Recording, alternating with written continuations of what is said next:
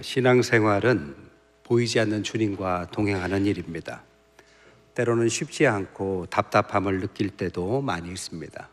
그래서 우리의 마음 가운데 오늘 예수님과 함께 실제로 육신을 가진 예수님과 함께 동행하면 얼마나 좋겠나라는 생각을 품기도 합니다. 그러나 육신을 갖고 계셨던 예수님과 동행한다 할지라도 제자들을 보면 쉽지 않은 모습을 보여줍니다. 예수님께 일생을 건 제자들은 자신이 하던 일을 다 포기했습니다. 젊음을 포기했고 가족도 포기했습니다. 예수님을 따르면서 불안과 기대를 공존하며 살았습니다. 새로운 나라와 식민지 해방, 유대교의 메시아와 하나님 나라 등등의 큰 기대가 있었지만, 반면에 예수님은 신적 능력이 있어 보이지만 권력을 사유하거나 제자들과 나누려는 모습을 보이지 않았습니다.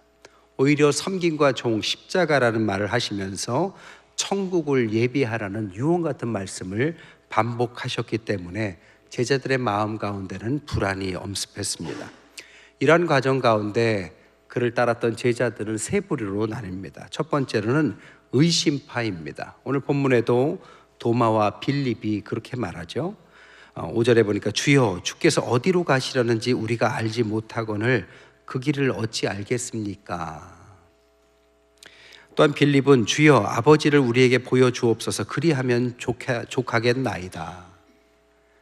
예수님을 의심하고 따라가는 것에 의문을 제기한 거죠.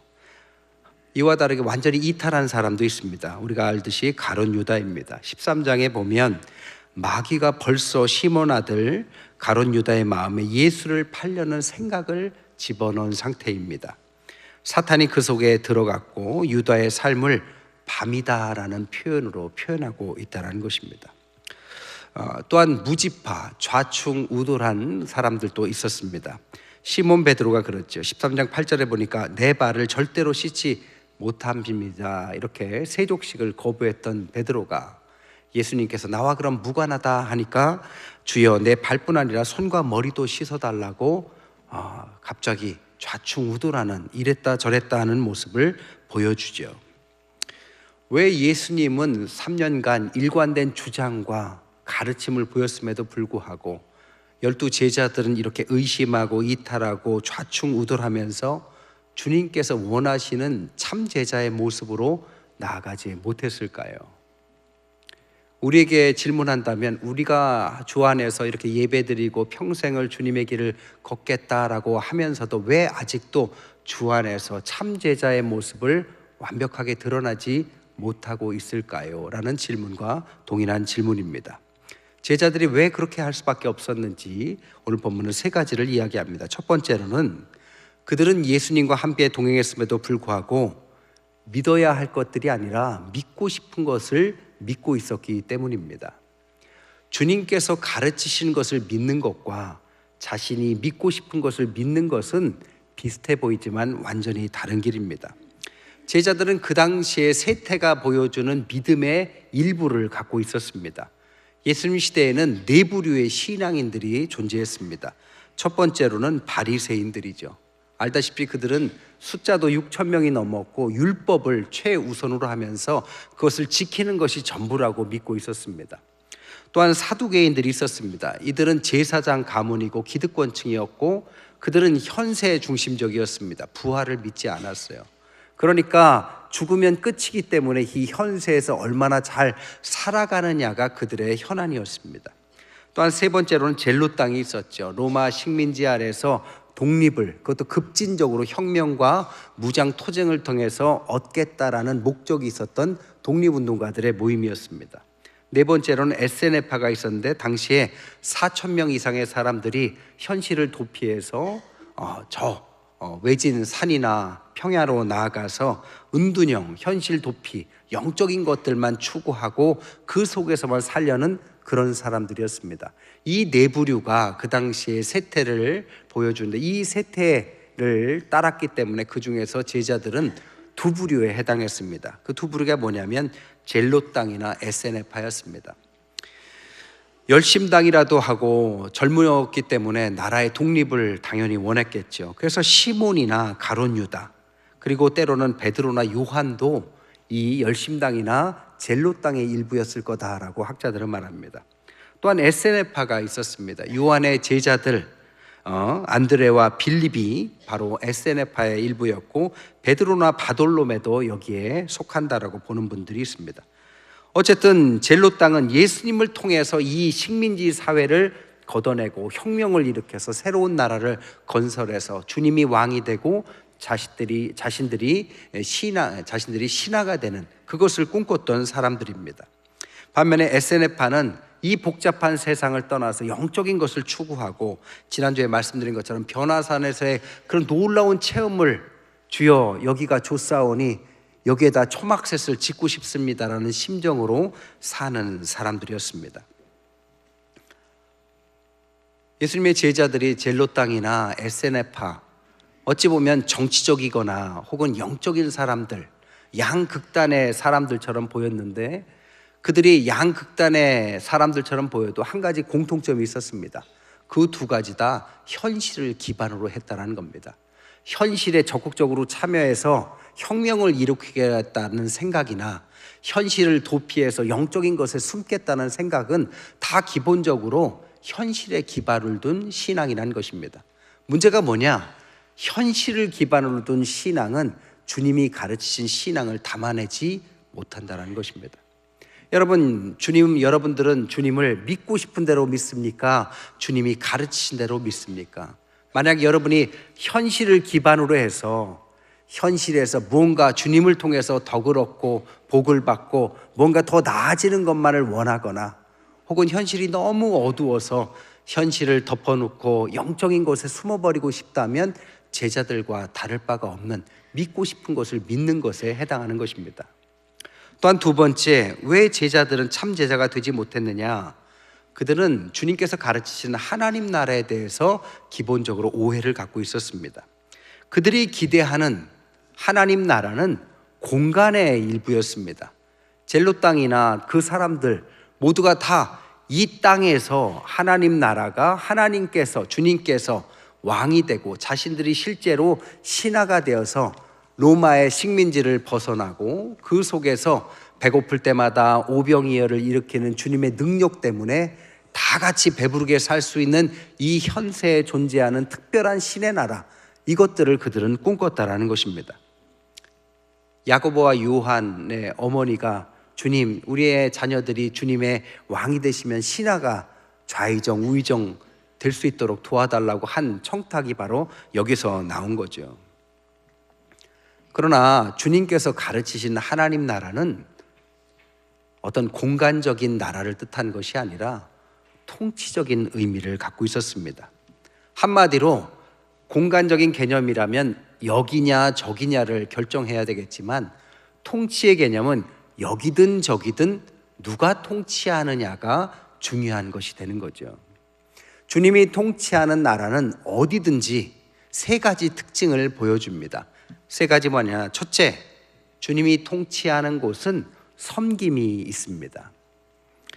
13장 4절부터 보면 제자들을 세족식할 때 내가 주와 선생이 되어 너희 발을 씻었지만 너희도 서로 발을 씻어주는 것이 옳다. 주님이 가르쳐 주신 세족식의 의미입니다. 세상의 나라는 낮은 자가 높은 자를 섬기고 발을 씻겨줘야 맞습니다. 그런데 주님께서 통치하는 나라는 높은 자가 낮은 자를 씻겨주고 섬기는 나라입니다. 두 번째, 소유가 달라요. 13장 16절에 보니까 종이 주인보다 크지 못하고 보냄받은 자가 보낸 자보다 크지 못하니 너희가 이것을 알고 행하면 복이 있으리라. 세상에서는 벌면 벌수록 그것은 다 내 것이 되는 것입니다. 소유권이 나에게 있죠. 그러나 하나님께서 통치하는 나라의 백성들은 아무리 내가 벌었다 할지라도 그것은 하나님의 것이고 나는 청지기에 지나지 않습니다. 내가 갖고 있지만 그것은 주님의 것이고 잘 관리하여서 주인의 뜻에 따라서 살아가려는 소유권, 이것이 바로 다른 것이죠. 세 번째로는 사랑이 다릅니다. 13장 34절부터 새 계명을 너에게 주노니 서로 사랑하라. 내가 너희를 사랑한 것 같이 너희도 서로 사랑하라. 너희가 서로 사랑하면 이로써 모든 사람이 너희가 내 제자인 줄 알리라. 세상은 사랑할 만한 사람들만 사랑합니다. 그러나 주님의 나라는 누구든지 주님께 빚진 마음으로 누구든지 사랑하고 사랑받을 수 있는 나라입니다. 이게 제자들과 주님과 다른 가르침의 하나님의 나라였죠. 어떤 가정에 아내가 신발장 위에다가 화분을 하나 예쁘게 올려놨어요. 근데 남편이 출근하다가 그 화분을 못 보고 신발 신다가 떨어뜨립니다. 화분이 박살이 납니다. 남편이 처음 이렇게 말해요. 미안해, 내가 잘 못 봤네. 아내가 말하기를, 아이고 죄송해요, 제가 그 자리에 놓지 말아야 되는데 제 실수예요. 같이 사는 시어머니가 말씀하기를, 아이고 미안하다, 바쁘지 않은 내가 그것을 잘 치워놓을 걸 그랬다. 근데 똑같은 일이 일어났습니다. 화분이 깨졌어요. 처음에 남편이 이렇게 말합니다. 누가 화분을 여기다 놨어? 아내가 말하기를, 당신은 눈 없어? 시어머니가, 젊은 것들이 잘한다. 내 앞에서 싸움이나 하고. 똑같은 공간에 똑같은 사람이 있어도 한 곳은 천국이 되고 한 곳은 지옥이 되는 것입니다. 이것이 통치의 차이가 있다는 거죠. 여러분, 여러분의 가정은 천국입니까? 지옥입니까? 여러분의 직장은 천국입니까? 지옥입니까? 우리 교회는 천국입니까? 지옥입니까? 누구의 통치를 받고 그 안에서 섬김과 소유와 사랑에 대한 태도가 주 안에 있다면 어디서든지 그곳은 천국, 하나님의 나라가 된다라는 것이 주님의 가르침입니다. 그러나 아무리 훌륭한 사람을 뽑고 아무리 훌륭한 조직을 만들어도 사람의 마음속에 섬김이 없고 소유권에 대한 욕심이 있고 사랑이 없다면 그것은 지옥이 되는 것입니다. 마지막 세 번째로, 왜 제자들은 왜 통치에 들어가지 못했느냐? 주님께서 가르쳐주신 가장 큰 비밀인 십자가와 부활의 비밀을 몰랐기 때문입니다. 여러분, 하나님의 나라는 입국하기 위해서 입국 심사대가 있습니다. 그 입국 심사대에는 반드시 통과해야 될 것이 있는데 그것은 바로 뭐냐면 십자가와 부활의 신앙입니다.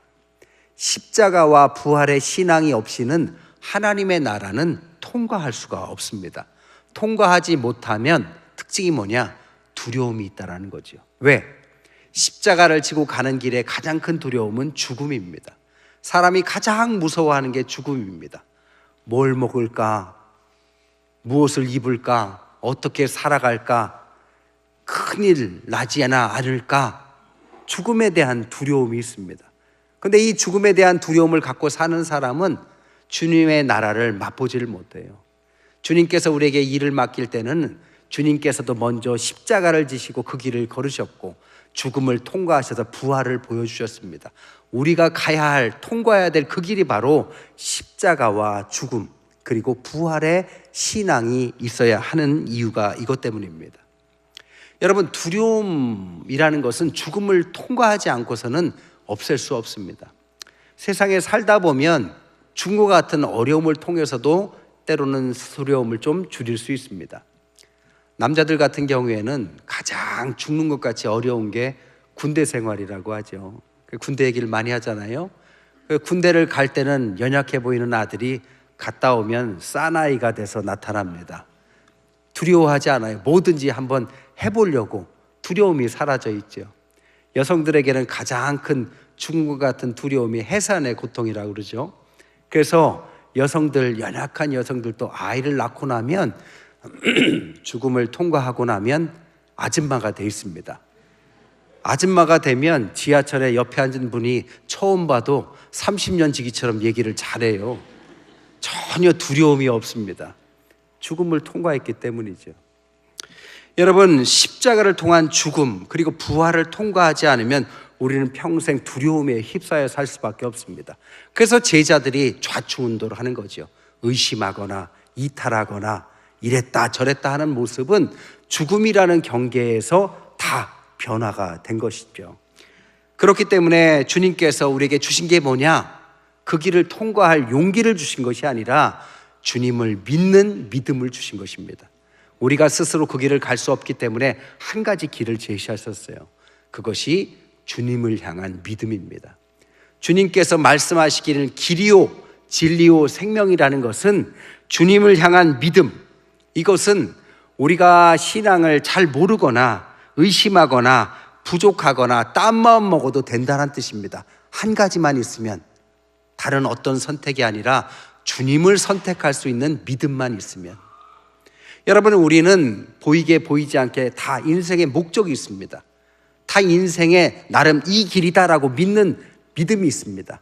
돈을 많이 벌면 길이 열릴 거야 라든지, 자녀만 잘 되면 내 노후가 열릴 거야 라든지, 나름의 자신의 어떤 목적이 있습니다. 그러나 성경에서 말하는 길은 그 길이 아니라고 말합니다. 성경에서 말하는 길은 하나밖에 없다고 합니다. 그것이 예수님이라는 길입니다. 예수님이라는 길을 선택하면 막연해 보이지만 그 길을 따라가다 보면 진리, 답이 보이기 시작합니다. 그 길이 좁아 보이고 도저히 갈 수 없는 길처럼 보여도 주님을 선택한 그 길은 지나다 보면 진리가 있습니다.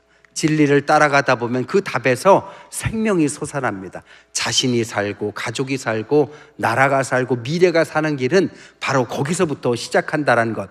그래서 길이요 진리요 생명이다라고 주님은 말씀하시는 거죠. 제자들은 아까 말씀드린 것처럼 의심하고 좌충우돌하고 길을 몰랐지만 주님께서 그 길을 믿고 따라가라고 말씀하셨고 그 길을 믿고 따라가기 시작합니다. 도마는 가장 의심했습니다. 그러나 그 길을 따라가다 보니까 가장 멀리, 오늘날 인도에 해당하는 곳까지 복음을 전하는 하나님의 귀한 일꾼이 됩니다. 정경에는 포함되지 않지만 도마 복음서라는 것이 있어서 제가 한번 읽어봤어요. 거기에 보면 114장 2장에 이렇게 말씀해 있어요. 예수께서 말씀하시길 찾는 자는 발견하기까지 멈추지 말라. 만일 발견하면 크게 떨며 예언하게 되고 떨며 예언할 때 이적이 일어나고 그리고 온 세상을 지배할 것이다. 주님을 믿고 따라가고 길이요 진리요 생명을 이렇게 표현한 것이죠. 오늘날 의심 많았던 빌립은 어디까지 갔느냐? 바로 튀르키예의 히에라폴리스까지 가서 순교를 당합니다. 이 튀르키예 히에라폴리스가 오늘날 우리가 잘 가는 파무칼레라는 곳이 바로 이 지역입니다. 온천으로 유명해요. 오늘날은 관광지가 됐지만 그곳은 예나 지금이나 온천의 효용은 질병을 낫게 하는 것이었습니다.